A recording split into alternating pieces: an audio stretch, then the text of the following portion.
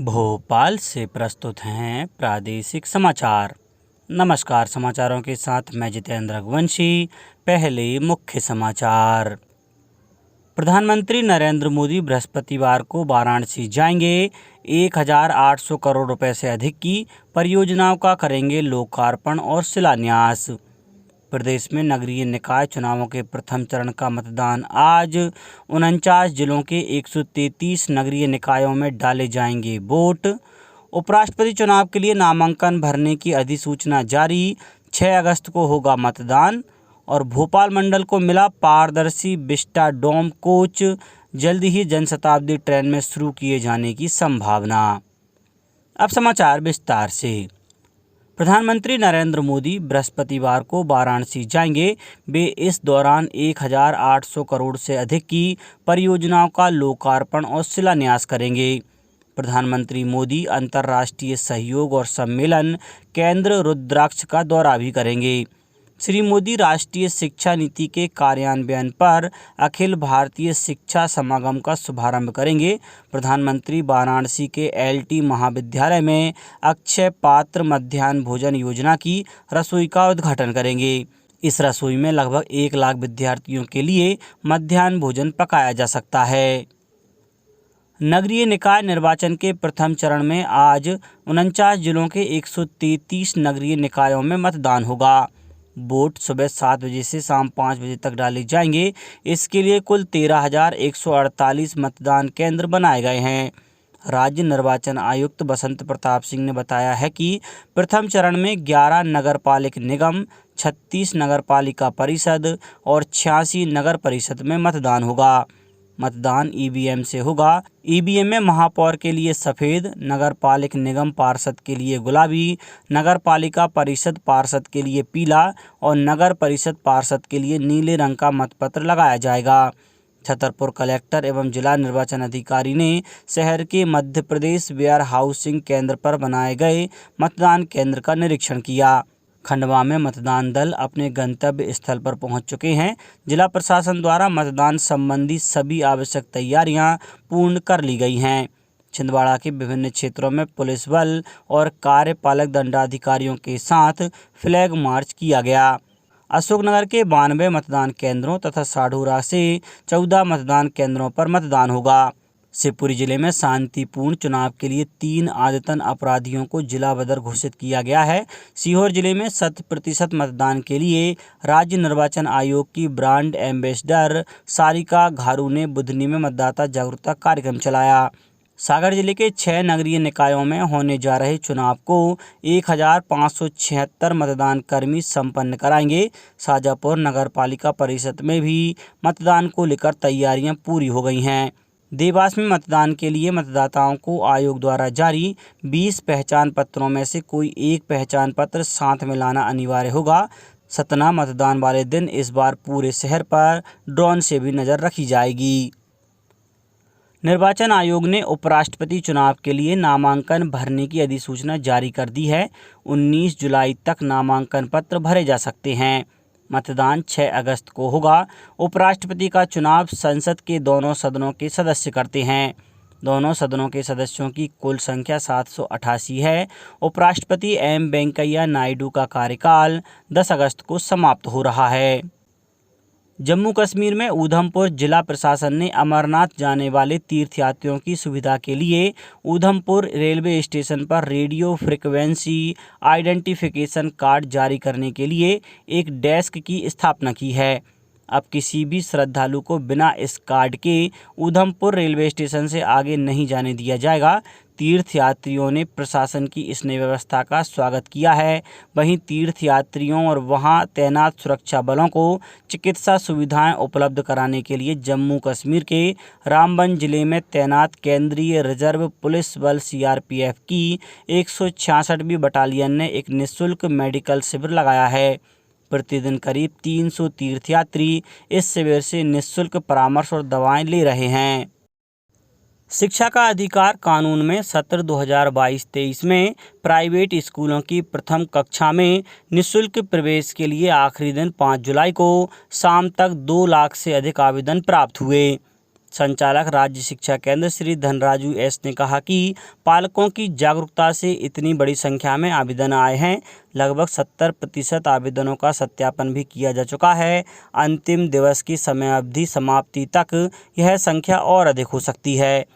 उल्लेखनीय है कि आरटीई के तहत प्रवेश के लिए ऑनलाइन आवेदन 5 जुलाई तक किए जाने थे। आरटीई पोर्टल www.educationportal.mp.gov.in/RTE पोर्टल पर ऑनलाइन आवेदन पत्र भरे गए हैं। ऑनलाइन आवेदन के बाद निकट के सत्यापन केंद्र में सत्यापनकर्ता अधिकारियों से 9 जुलाई तक सत्यापन कराए जा सकेंगे।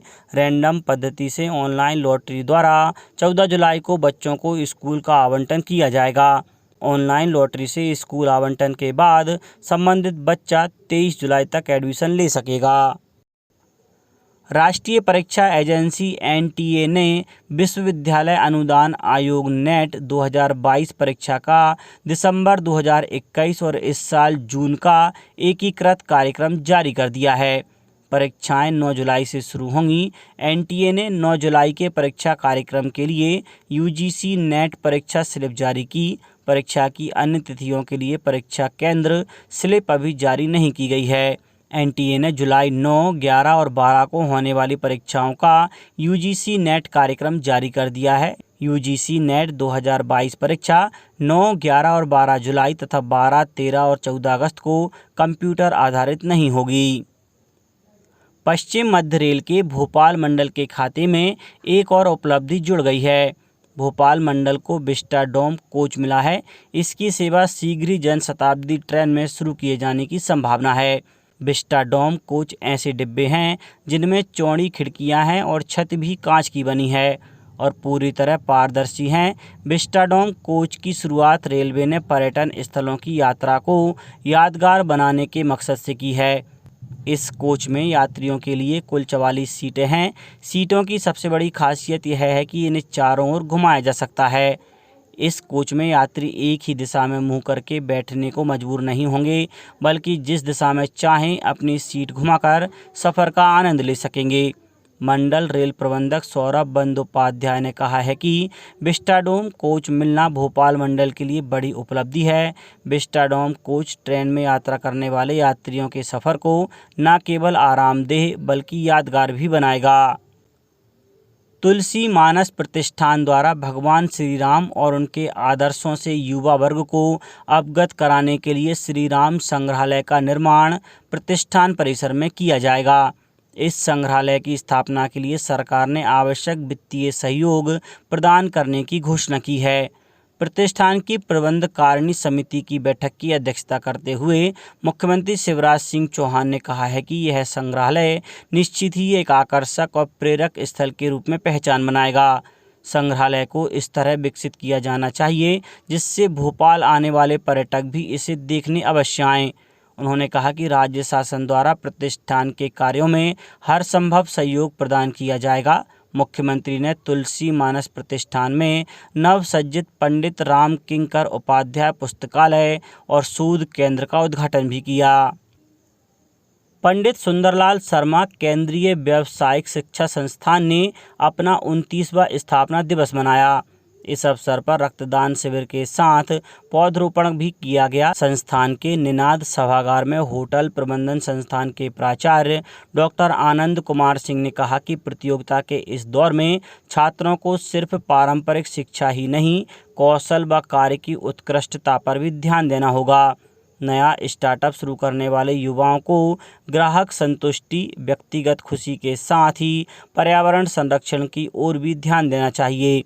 इस अवसर पर विद्यालयों में बहुविषयक पाठ्यक्रमों के माध्यम से व्यावसायिक शिक्षा और प्रशिक्षण में नवाचारों को बढ़ावा देना विषय पर परिचर्चा का आयोजन किया गया।